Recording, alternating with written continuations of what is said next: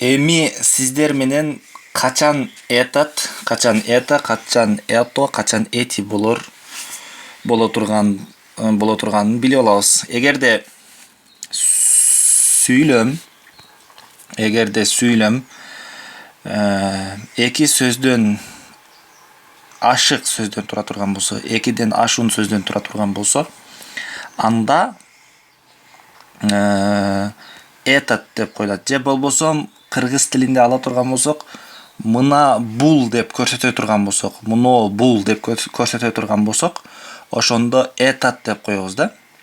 Демек, этот карандаш, бул калем, муну бул калем дегендей мааниде да.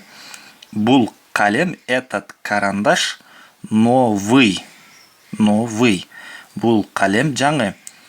Это сумка новая. Муну бул сумка дегендей эмеде келет да, мааниде келет. Муну бул деп сөмөйүңүз менен көрсөтүп атканда ушинтип это деп айтасыз, женский родту.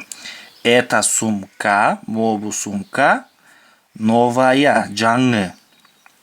Ошондо мобул дегенде это женский роддо это колдонулат. Эми средний роддо болсо это яблоко, это колдонулат. Средний роддо это колдонулат. Красное жазылышы дагы это болуп жазылат. Ал эми женский роддо болсо а болуп жазылат. Бирок экөөнүн айтылышы окшош эле болуп калат да. Это эле болуп жа. Бирок жазылышы эки башка болот. Средний род болуп аткандыгы үчүн бунда это болуп жазылат. А бул женский род болуп аткандыгы үчүн бул это болуп жазылат да. Муну бул это сумка новая, бул сумка жаңы, это яблоко красное, бул алма кызыл. Эми көптүгүндө келе турган болсок, ошондо эми муну булар деп айткандай болсок, муну бул эти сумки новые. Бул сумкалар жаңы.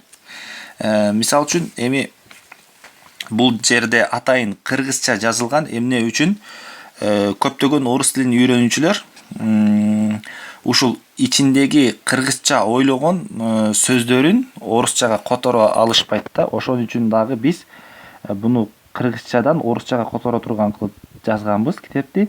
Бул дарыгер тажрыйбалуу. Демек, мужской род дарыгер десек, биринчи врач деген сөздү алалы. Демек, врач мужской род болот. Демек, биз бул дарыгер деп көрсөтүп аткандыктан, эми бул жерге этот деген сөздү коебуз. Этот врач опытный. Бул аял. Демек, аялды алсак, женщина, биринчи аял деген сөздү алабыз. Демек, женщина этеги а болуп атат.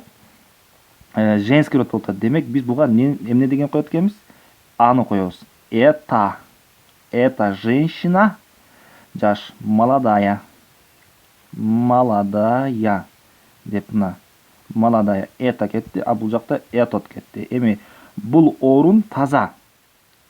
Демек, орун десек, место о, этеги о болуп аткандыгы үчүн, демек бул средний род.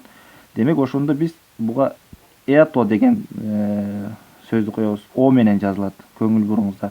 Это место, демек, чистое. Ал эми көптүгүн эмете турган болсок, көптүгүн карасаңыздар, эми көптүк санда биз эти деген сөздү коебуз. Эти деген сөздү коебуз. Эти.